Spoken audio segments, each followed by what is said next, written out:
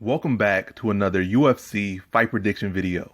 In this video, I'll be predicting the main card for UFC Fight Night 176, Woodley versus Burns. So without further ado, let's get to our first fight on the main card. So in our first fight, we have in the women's strawweight division, Dern versus Cifers. So this fight is a pretty quick prediction. Like, when I see Cifers, I don't really see nothing where she's all that special or stellar in any particular area. She's a decent, well-rounded fighter, but she doesn't really have no standout skills or no standout talent, no standout size. She's kind of more on the medium to smaller size for the weight class.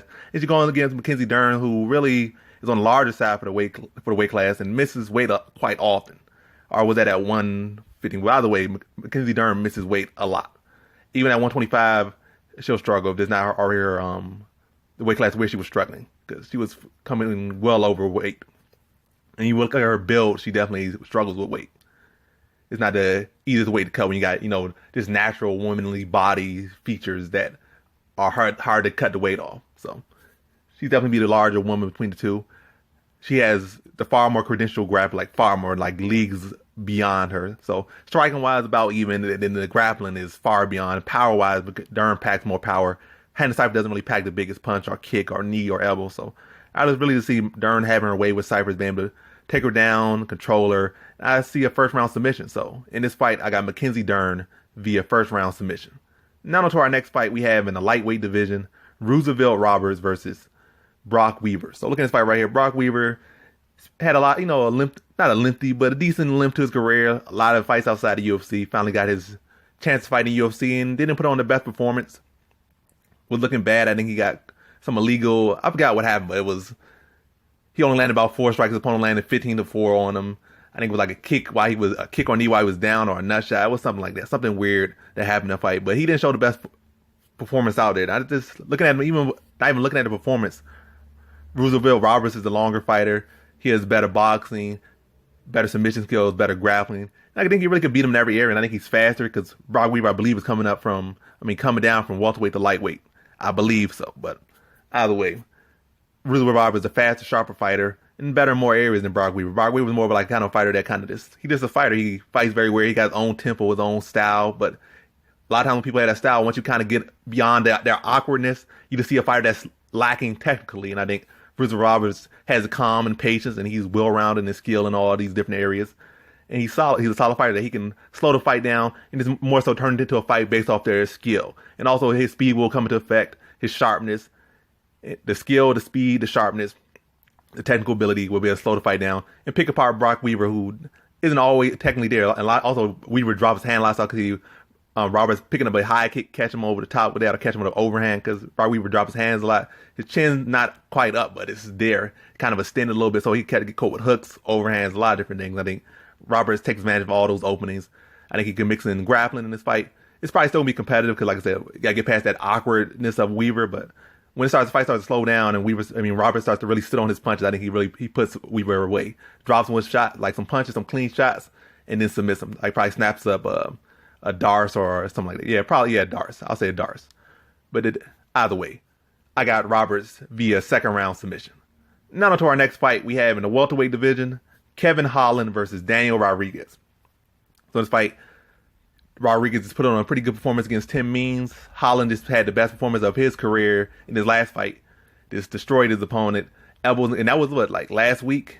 So, last week when I'm talking right now, but probably 2 weeks when this fight actually happened. By the way, it was very recent when he just, not even 2 or 3 weeks since he last fought, and he just put on a stellar performance, the best performance of his career as far as UFC, and probably his whole career, because usually when he goes out there, he kind of plays around a little bit too much, a little bit awkward out there, but in his last fight, he showed that he was out there to deal damage and really put his opponent away. Like a lot of times out there, he just kind of just playing around too much. But this time, he really had real intentions going in this fight, and I think this is the right mindset for Kevin Holland. With that type of mindset and the skills he's always had and the attributes he always had, he can go far, especially if he could go down going down to welterweight. He's gonna be even taller. His size is gonna be even more a factor in this weight class. And he already had welterweight speed because he fought at welterweight before. He's not a guy that was a lifetime middleweight. He's a guy that fought a lot of welterweights, a lot of solid welterweights. So his speed will hold up, his length will hold up, and his size will be even more of a fact at this weight class. And also with that grappling, the length, so he has a good skill set for this weight class and a good build and all that. But yeah, let's get into this more so with the Rodriguez. Rodriguez has some good boxing. He has some good outside leg kicks, a good jab, but he'll be on the side of the equation. And I don't think Holland will be out there boxing with him. So I don't see Rodriguez having the best entry, like bobbing and weaving and slipping and getting on the inside skills. With Kevin Holland throwing so many kicks and being so awkward, being so elusive, and the volume in which he throws, I see it's a hard fight for Rodriguez to get in on the inside, especially with the way Holland, and also with Holland's, we've seen with his clinching. We know his grappling. Rodriguez got some underrated grappling as well, but I see Holland as the better grappler, clearly the better grappler. Rodriguez has the better boxing, but as far as MMA, the whole package with their height and their reach and what they bring and their volume, I see Holland as the better striker, or at least the guy that can gain the advantage in the striking, using kicks to maximize that reach he'll have over Rodriguez. He nearly has a 10-inch reach advantage over Rodriguez. I think Rodriguez had like a 73 or 74-inch reach, and Holland has an 82-inch reach, so nearly 10-inch reach advantage over Rodriguez. So I think with all those skills, that height, that reach, his volume, he'll present a tough challenge for Rodriguez. And in Rodriguez's last fight, he didn't show the best takedown defense against Tim Means. Tim Means was able to take him down relatively easily in under a minute of their fight. Tim Means didn't win the fight. He got knocked. He got submitted. But in that first round, he was finding a lot of success, picking Rodriguez apart. Was he destroying him? No, but he was clearly winning, clearly leading it, and clearly doing, for the most part, in that first round what he wanted until he got caught at the very end of that round. And then the whole course of the fight changed. But I'm not saying Holland has the same tools or same powers or the same fighter, but the fact that he has the height, that reach, and matter of fact, it helps him even more the fact that he's not going to be the fighter that's really engaging in the boxing range. That's where Rodriguez can definitely change the course of this fight if he gets into that boxing range. But Holland's style and his tools, especially with the mindset he's currently showing, he's not going to give Rodriguez that range. Or at least he's not going to give it on his terms. When he gives, it's going to be in a clinch, landing elbows, using that reach. The fact that he's so long and so tall, that he can, it's like, what John Jones does, because he's so tall, the ranges where you could, punch from, he's hitting you with elbows from, because he's so long. Or matter of fact, his elbows are as long as most people's punches. And Holland having like an 82-inch reach definitely will be long at his weight class, 6'3" versus 6'1". I think he'll split all that height and all skills, mixing the grappling, mixing the reach. I think that it's a competitive fight at first. Holland establishes in that range, maybe to the mid portion of that first round, mixing some takedowns. I think Rodriguez has skills to, help maintain himself or handle himself on the ground with Holland, not get submitted and not get, just get washed on the ground. Then the second round, I think the pace and the volume starts to wear on Rodriguez. I think Holland tags him up in the clinch. A distance, getting in the clinch, mixes it up in the clinch, then takes him down, and then really starts to unload on Rodriguez, gets him to give up his back, and I think he gets him with a rear naked choke in that second round. So in this fight, I have Kevin Holland via second round submission. Now to our next fight, we have in our co-main event in the heavyweight division, Blagoy Ivanov versus Augusto Sakai. So in this fight right here, you got the older Ivanov, who's 5'11", versus the younger Sakai, who's 6'3". So a 4-inch height advantage for Sakai. I think he'll have a significant reach advantage as well, and a notable youth advantage over Ivanov. So how I think this fight kind of plays down is the fact that Ivanov, he doesn't really have the most wrinkles to his game. He has solid chin. He'll pressure you and push you back, swing some big shots. He has a decorated sambo background, so he has some decent takedowns and he has some decent grappling. But more so, what you see from Ivanov is a solid chin, pressuring, cutting the cage off, and swinging big shots. Got some good reflexes, good power, some pretty fast hands, but not the fastest feet. Now going against Sakai, who's taller, younger, light on his feet, bigger, and has the ability to mix his arsenal up much better than Ivanov, especially the ability to fight on the outside, being the longer fighter, the younger fighter being light on his feet like he is. I see that as a struggle for Ivanov, because Ivanov's not going to have the same typical fighter he has going out there. He's not going to have a fighter that's coming to him necessarily like in some fights, or that the typical heavyweight that's big, but just pretty much a tree that's going to be right there. Like you just push them back, they're going to be right there to be hit, because they're not moving those feet. They're not moving that chin. They're just big, but they're not really doing much else than that outside of being big. So they're going to be there for you if you push them back. Sakai's a fighter that's going to move. He's going to cut angles. He's going to mix it kicks, mix it high, mix it low, maybe even mix a takedown here and there. But yeah, Sakai's a pretty high-paced heavyweight, definitely by heavyweight standards. And he's a fast heavyweight as well. So longer, younger, faster, more technical on the feet. Ivano's a tough fighter, but I see him having a hard time with Sakai. And Ivanov doesn't shoot the most takedowns. He averages one takedown a fight. His accuracy is about 60%, but only averages about one takedown a fight. Outside of that Derrick Lewis fight, only averages about one takedown a fight. So not the highest accuracy. Not the highest output of takedowns. And on the other end, Sakai has an 80% takedown defense ratio. So he barely shoots a takedown, and his opponent defends 80% of takedowns that go against him.